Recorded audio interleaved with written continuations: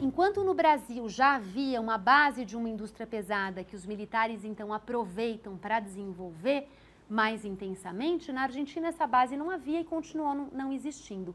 E isso confere ao regime militar na Argentina características muito diferentes do regime militar que teve lugar no Brasil, mesmo do regime militar que teve lugar no Chile.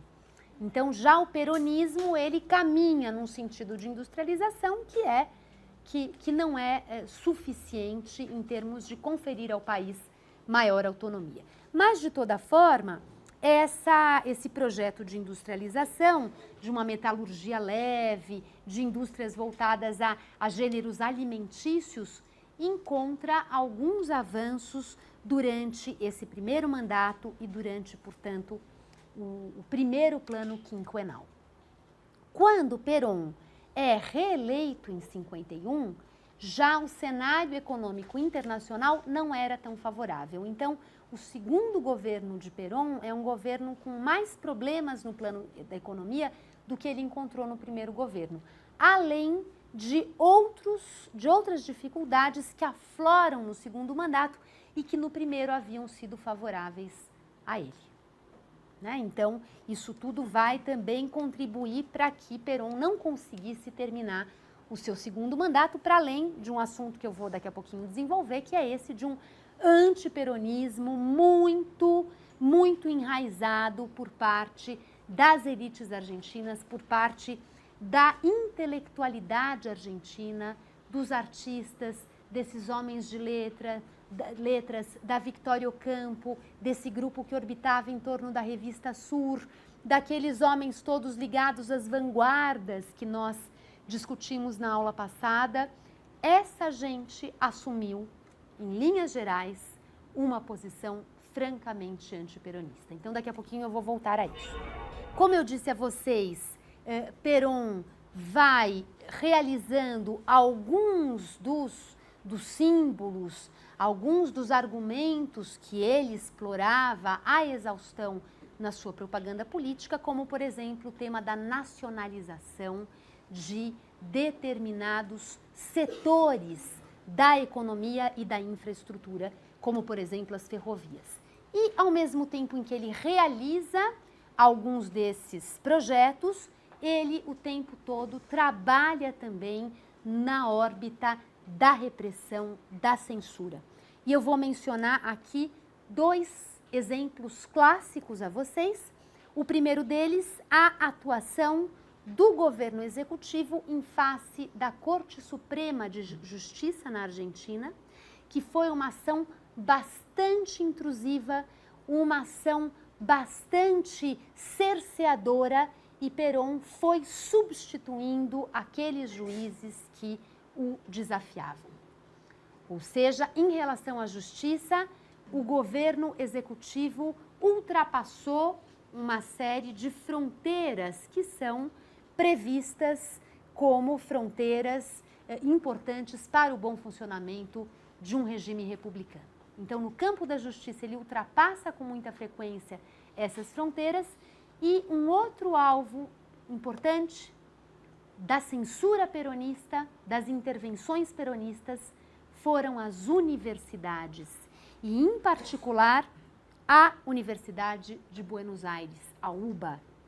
Ou seja, a UBA também foi alvo de intervenções, professores foram destituídos, professores foram perseguidos, e houve um momento simbólico desse confronto entre Perón e a UBA, que foi o ano de 1947, quando um professor chamado Bernardo Russai recebeu o Prêmio Nobel da Medicina, ou seja, revelando a excelência da UBA aos olhos do mundo.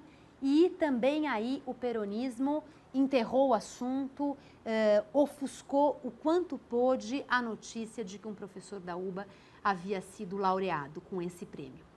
Então, quer dizer, aí o plano da vida intelectual, da produção crítica, foi considerado um plano ameaçador pelo governo de Perón, um plano que merecia ser observado, controlado e, em muitos momentos, ações violentas foram praticadas contra esse meio universitário em que essas vozes, com muita frequência antiperonistas, se levantavam.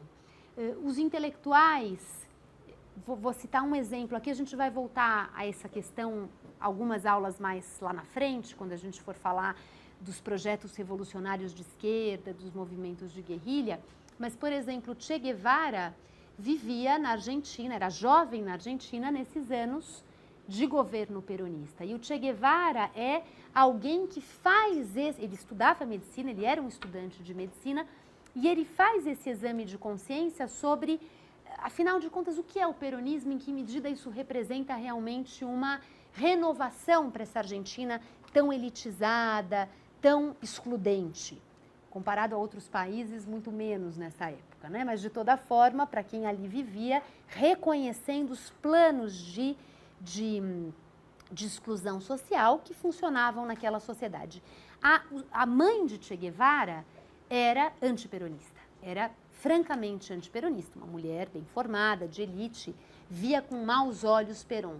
E Che Guevara reconheceu que Perón representava um passo importante no sentido de uma recomposição do campo de forças sociais na Argentina, porque de fato abria caminho para algum tipo de inclusão, algum tipo de incorporação de setores que eram estigmatizados, que eram segregados.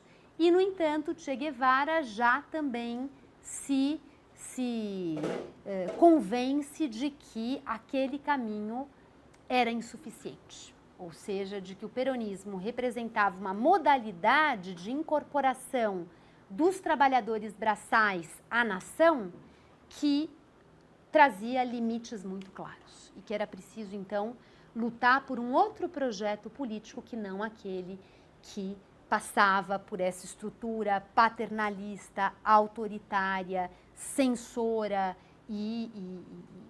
enfim, sempre muito dependente da boa vontade do líder. Tá? Então, o Che é alguém que a gente enxerga como um estudante universitário nesses anos, procurando ler a sua época, procurando ler o seu entorno, procurando entender o que estava em jogo. E ele, ao contrário da sua mãe e de tantos daqueles que faziam parte das elites letradas e intelectualizadas argentinas, ele reconhece um potencial transformador no peronismo, mas ele não aceita isso plenamente, ele não veste a camisa, ele não abraça essa causa, ele mantém uma certa distância e um pouco depois ele decide partir para a Argentina, para as andanças dele que vocês bem conhecem. Bom, o mesmo que se apresenta em relação à universidade, a essa intelectualidade que orbitava em torno da UBA e, ao mesmo tempo, que se apresenta em relação à imprensa escrita, aos jornais tradicionais como La Nación, como La Prensa, que eu havia mencionado há pouco, essa ênfase do regime em uma produção cultural muito afinada com a propaganda política também repercutiu nas revistas intelectuais e culturais, nos meios de escritores que não eram poucos, né? Cortázar, Borges, o Ernesto Sábato, de quem nós vamos falar na segunda parte, porque ele é autor de um texto importante sobre Perón, depois que Perón caiu, logo que Perón caiu, e que é convidado a assumir um cargo nesse governo que depôs Perón.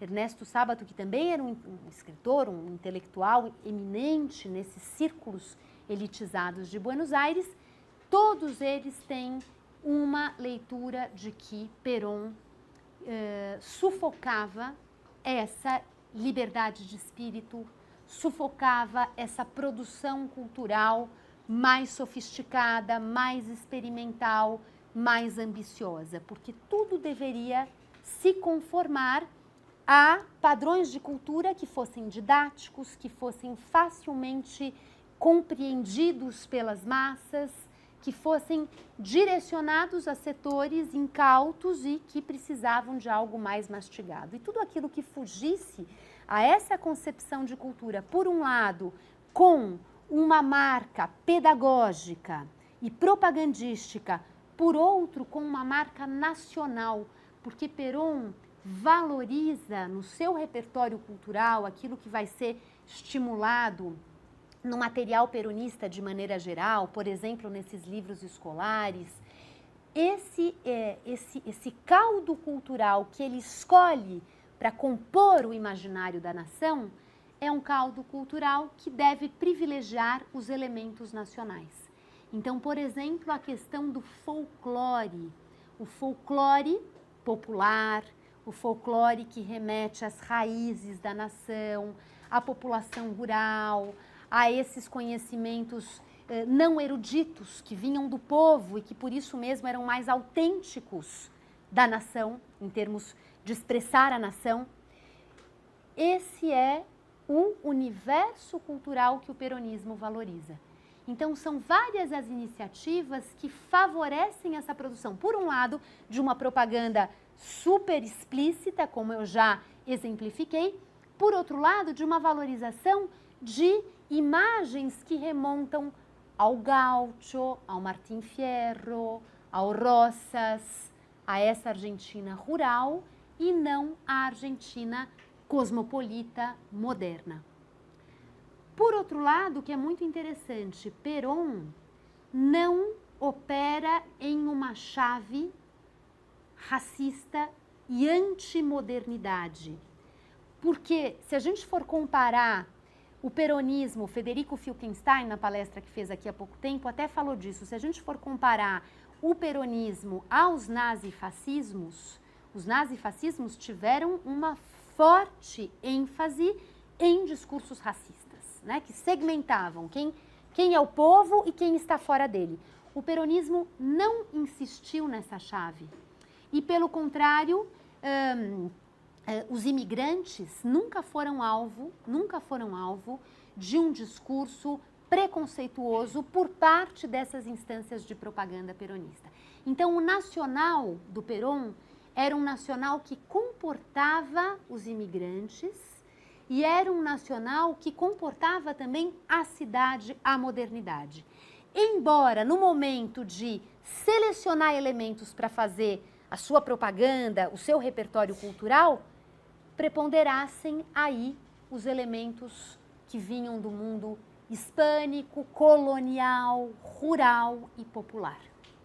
Então, é uma dicotomia que não se traduz em ações francamente de uma segregação racial, de uma segregação cultural e tampouco se traduz em um repúdio à modernidade, porque vocês se lembram que nos discursos dos intelectuais de direita nacionalista autoritária do início do século, havia muitas vezes um repúdio à modernidade, né? No peronismo isso não acontece, tanto é que ele também trabalha muito com essa visão de que a Argentina ia se modernizar para que ela fosse capaz de fabricar aviões, né? E a Aerolíneas Argentina tem origem nesse momento, aviões, trens, artefatos industriais, meios de transporte. Isso faz parte também do projeto de uma modernidade que se aproximava da noção de uma terceira via. Já falamos aqui no curso sobre isso, né? Uma terceira via entre o socialismo, entre o capitalismo, uma terceira via que assimilasse essa dimensão do nacional, de uma identidade nacional, e essa identidade nacional também comportava elementos de modernidade, ainda que o caldo cultural que efetivamente representava a nação vinha do popular, vinha do rural, vinha dessa Argentina ainda com marcas da colonização espanhola. Bom, havia, e o Federico Filkenstein discutiu isso aqui, algumas marcas de antissemitismo no projeto peronista. Então, essa é uma discussão que eu não vou desenvolver aqui, quem quiser vai ler o livro dele, ele trabalha com esse tema do antissemitismo na Argentina, no Brasil e em outras partes, e havia alguns elementos de antissemitismo nesse projeto. Mas o antissemitismo era muito mais, digamos que, uma contrapartida dessa aliança do peronismo com a Igreja Católica. No primeiro mandato de Perón, ele recebe o apoio da Igreja Católica e ele, de alguma forma, mantém a aliança que havia sido pela GOL e o catolicismo. Ele mantém, por exemplo, o ensino religioso nas escolas. Então, tem muito mais a ver com a valorização do católico e o católico como expressão do nacional, o católico como aquilo que já era um valor fundamental para os caudilhos, para os gaúchos. Tem mais a ver com isso do que propriamente com um projeto de perseguição antissemita. No segundo mandato do Perón, por várias razões que eu não vou expor aqui, ele se desentende com a igreja retira o seu apoio ao peronismo e ele também retira o princípio do ensino religioso da legislação, né? Quer dizer, a sua defesa do catolicismo perde espaço no seu segundo mandato. Então, quer dizer, existe uma questão da valorização do popular, do rural, algo que não se desdobra em posturas antimodernas e tampouco em posturas racistas, mas o que prevalece, e aí é onde eu quero chegar para a gente ir fechando, o que prevalece na relação de Perón com esses escritores, com esses artistas efervescentes na Argentina dos anos 20, na Argentina dos anos 30, na Argentina de meados dos anos 40, é uma relação de indiferença. Um escritor argentino chegou a definir a coisa da seguinte forma: nós, escritores, deixamos a Argentina, se podemos, partimos da Argentina nesse momento, muito menos por uma questão de perseguição, de censura, do que por um problema de tédio. A Argentina peronista é uma Argentina entediante, na perspectiva desses letrados, cosmopolitas, sofisticados, que não encontram qualquer apoio do governo para levar adiante iniciativas que não convergissem em direção à propaganda política. E, por outro lado, havia formas pontuais de cerceamento dessa produção cultural e intelectual. Mas não houve uma política clara por parte do governo peronista de perseguir, de ameaçar, de pressionar esses escritores, a não ser em casos específicos. De toda maneira, o que nós vemos é que esse grupo de homens e mulheres letrados que vieram se fortalecendo, criando grupos, revistas, associações, publicando livros, expandindo o mercado editorial desde os anos 10 e, sobretudo, a partir dos anos 20, né? E o Luiz Alberto Romero trata disso no texto dele, né? Desse mercado editorial já tão consolidado na Argentina dos anos 20, essa gente vivia em uma situação de um país que já contava com um mercado cultural. E esse mercado cultural dava a esses letrados, a esses escritores, a possibilidade de viver das próprias letras, de viver da própria produção. É claro que tudo isso tem que ser visto sempre com certo cuidado, porque também não é que a vida de um escritor fosse garantida e que ele iria vender. E havia muita reclamação por parte dos escritores sobre como tudo era muito difícil.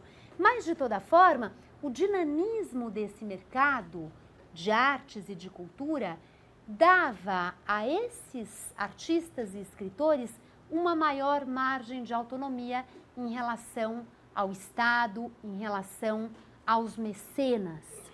Se nós comparamos isso ao Brasil, e a Maria Helena Capelato faz essa discussão no livro chamado Multidões em Cena, a propaganda política no varguismo e no peronismo, nós percebemos que no Brasil esse mercado ainda muito mais incipiente obrigava os escritores, muitas vezes, a encontrarem um emprego público para que conseguissem sobreviver e escrever. E muitos foram os casos, a começar pelo Carlos Drummond de Andrade, de escritores que ocuparam cargos públicos, cargos administrativos durante o governo Vargas. Ao mesmo tempo em que o governo Vargas foi em busca dessas mentes privilegiadas para compor um repertório cultural que foi mobilizado, que foi utilizado pela propaganda política varguista. E esses escritores no Brasil, que ao mesmo tempo dependiam do Estado para conseguir tocar a sua vida, e também que enxergavam em Vargas, muitas vezes, um governo que teria a capacidade de promover uma modernização no Brasil que as elites por si sós não haviam conseguido fazer durante a República Velha. Ou seja, Vargas representava realmente uma possibilidade de uma ação estatal em prol da modernidade, em prol da cultura, da educação. Esses escritores muitas vezes se identificaram com alguns aspectos do projeto varguista. É claro que em 1937, com o Estado Novo, um pouco de água vai entrar nesses barcos e alguns são colocados de escanteio e são perseguidos pelo Estado Novo. Mas muitos se mantiveram também nos cargos mesmo durante o Estado Novo.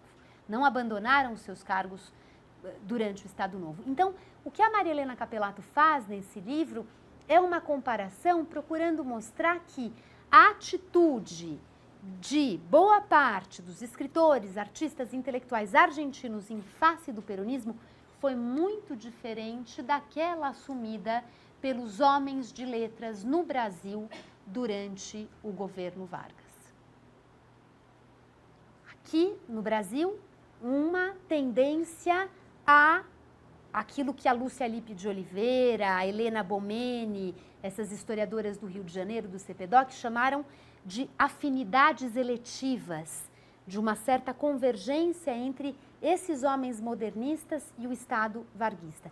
Na Argentina, pelo contrário, a tendência, a propensão foi de se separarem os dois campos, os intelectuais com uma indiferença em face do peronismo, quando não de uma clara oposição ao peronismo, encontrando todas as brechas para criticar, para se posicionar contrariamente ao Perón, e alguns deles, inclusive, apoiando o golpe que depôs Perón no ano de 55.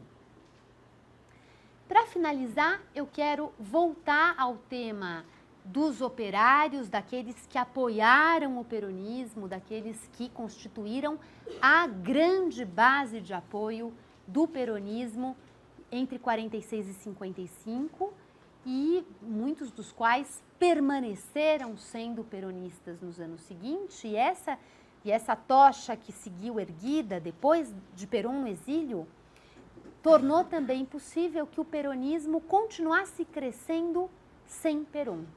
O peronismo, no final dos anos 50 e nos anos 60, é um movimento que não para de crescer e que se diversifica e que vai ganhando tonalidades novas na ausência de Perón. Mas isso também porque existe um grupo que, em 55, defende o peronismo e continua se fazendo, enfim, porta-voz da defesa desse projeto e manifestando a sua lealdade a Perón.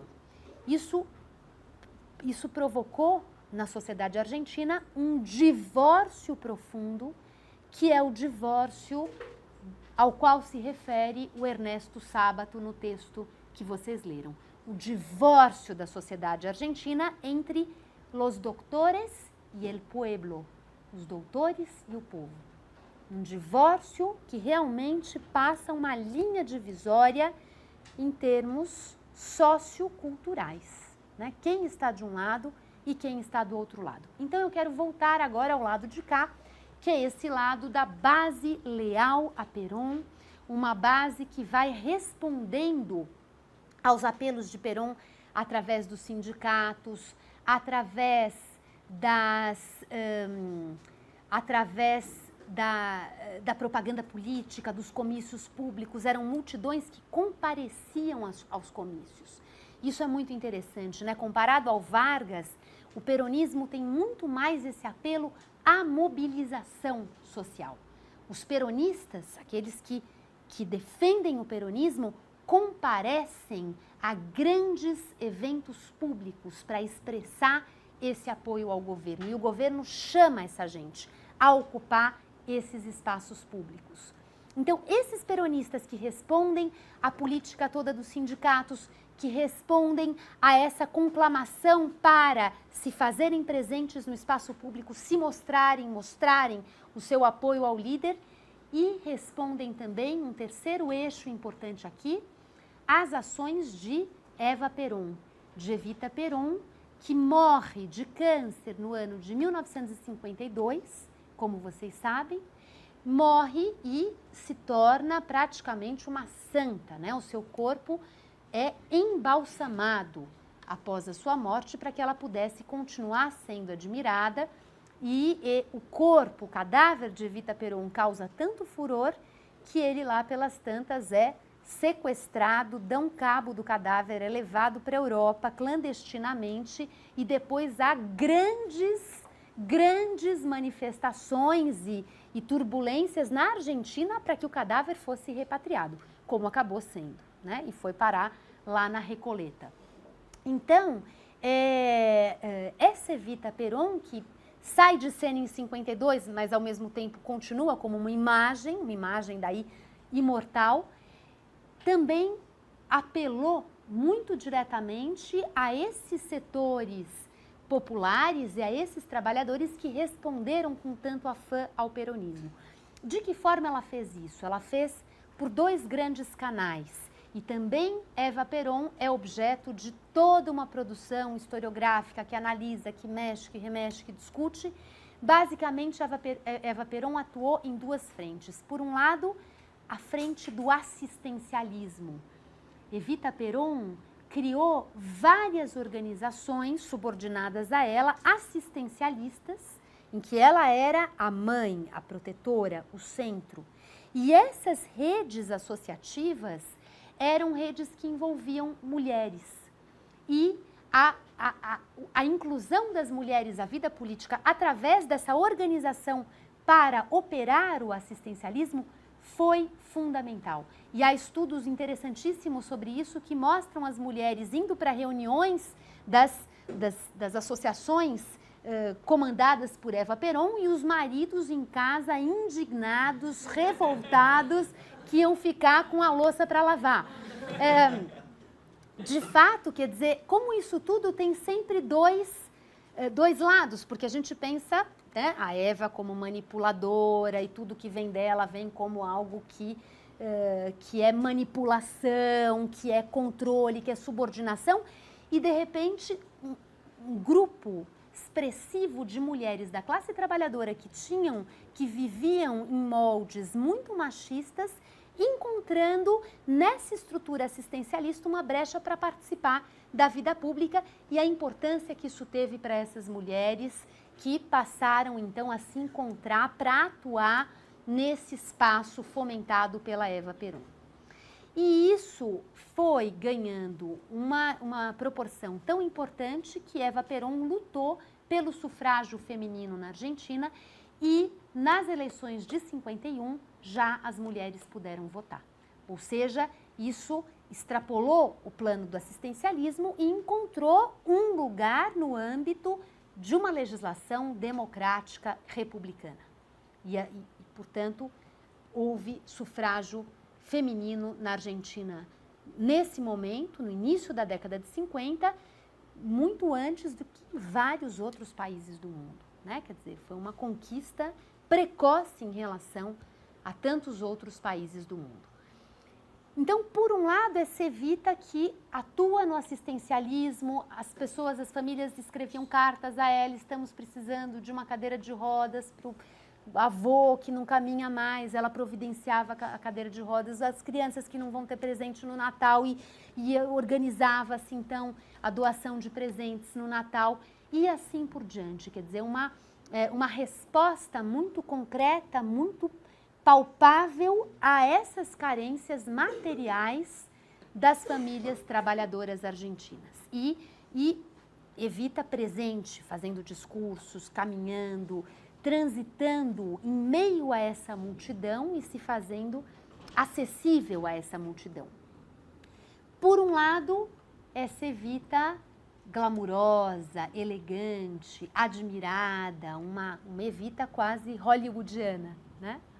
Depois a Madonna até quis fazer o papel de Evita. Enfim, é uma mulher que incorpora também esse símbolo da estrela, de uma estrela que deve ser admirada, que é um pouco um modelo inalcançável para as outras mulheres.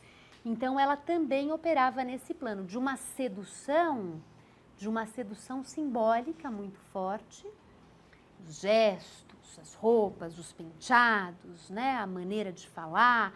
Então, por um lado, esse plano de uma diva inalcançável e, por outro lado, o plano de uma mãe que se coloca à disposição dos desamparados e que trabalha freneticamente para atendê-los, para acolhê-los.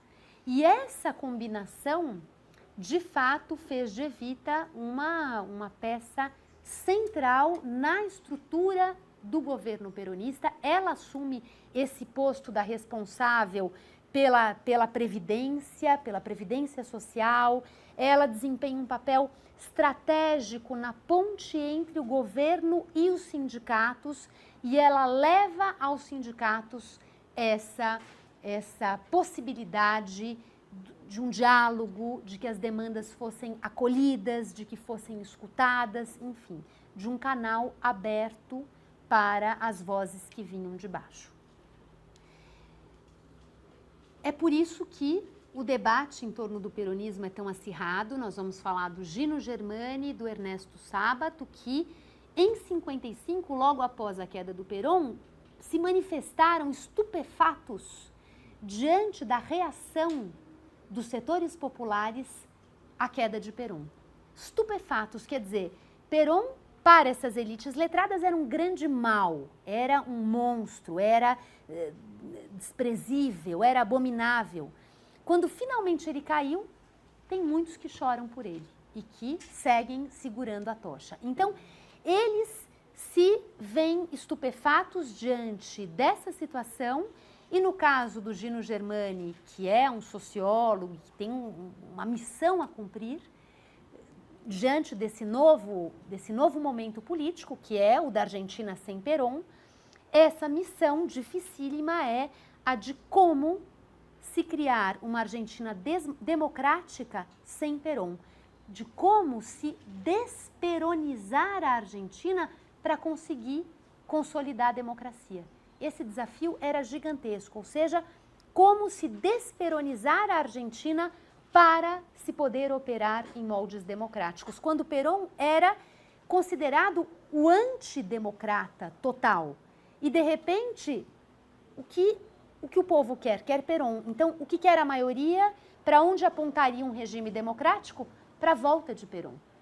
Mas como ter uma democracia banindo Perón dessa democracia?